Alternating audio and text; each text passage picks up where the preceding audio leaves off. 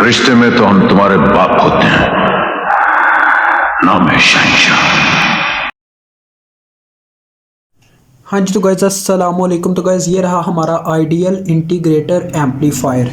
तो गाइज़ यहाँ पे आपको इंटीग्रेशन से मीन समझ आ रही है, इसका टाइम से लेना देना होगा क्योंकि इंटीग्रेशन हमेशा अकॉर्डिंग टू एनीथिंग हो सकती है, टाइम हो सकता है, कोई और चीज़ हो सकती है।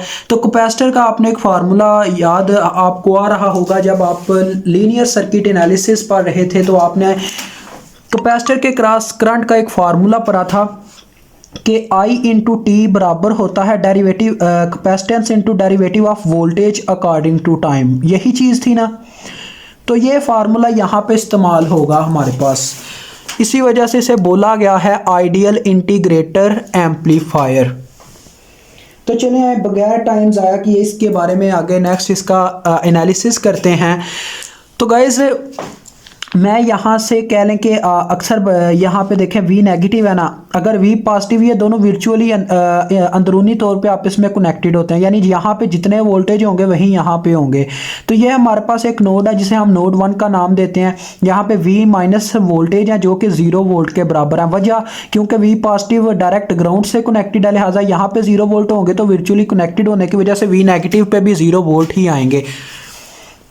अब गाइस हम एक करंट भेजते हैं यहाँ से, कोई भी नाम दे के कह लें, IF कह लें, IC चलें कह लेते हैं, IC कह लेते हैं, कैपेसिटर के क्रॉस है।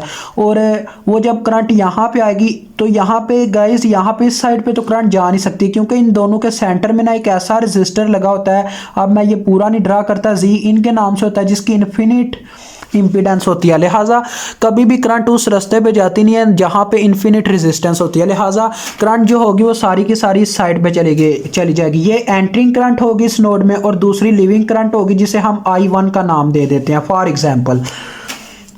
तो चलिए यहाँ इक्वेशन लिखते हैं। हम पहले अप्लाई करेंगे KCL नोड 1 पे, ठीक है। अप्लाई KCL एट नोड 1, ये हमारा नोड 1 है। ये हमारा एनालिसिस है। इंशाल्लाह नेक्स्ट हम एनालिसिस समझने के बाद क्वेश्चंस भी करने वाले हैं। तो देखें गाइस, KCL अप्लाई कर दिया हमने इस नोड पे।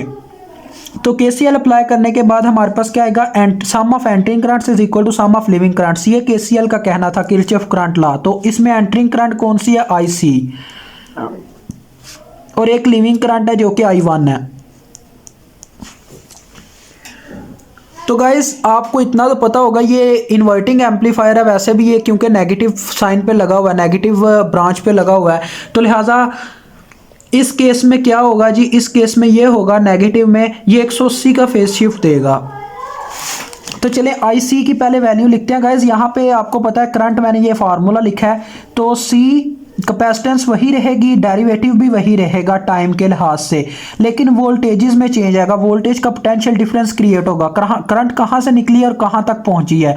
करंट V0 से निकली है और V माइनस में पहुंची है, लिहाजा ये लिखा जाएगा V0 minus V minus, V negative कह लें, ठीक है। तो ये आ गई इस साइड की इक्वेशन। अब I1 की बात करूं तो ये V माइनस में से निकल के VI तक जाती है, यहाँ पे भी पोटेंशियल डिफरेंस क्रिएट होगा, तो ये लिखा जाएगा V माइनस माइनस VI, ठीक है।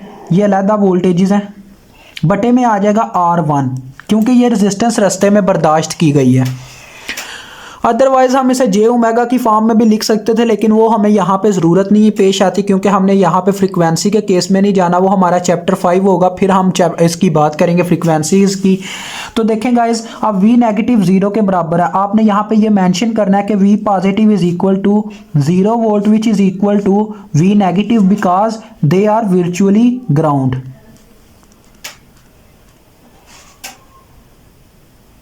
वर्चुअली लिख दें, इतना ही बहुत है, आगे ग्राउंड लिख दें।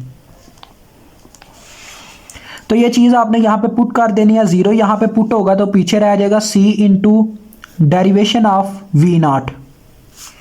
साथ में आप T मेंशन करेंगे तो ज़्यादा अच्छा लगेगा, आप T मेंशन कर दें तो ज़्यादा अच्छा रहेगा, ठीक है। यहीं पे T बस मेंशन करते हैं और इसके साथ एक T। और इस साइड पे हमारे पास क्या रह जाएगा, यहाँ पे 0 जब पुट हुआ तो पीछे रह जाएगा minus VI into T over R1। तो यहाँ पे हमें सिर्फ V0 चाहिए, तो पीछे यहाँ पे अभी रह जाएगा D over dt into V0 t। Is equal to capacitance इसके बटे में आ जाएगी, तो ये आ जाएगा वी आई टी और R1C।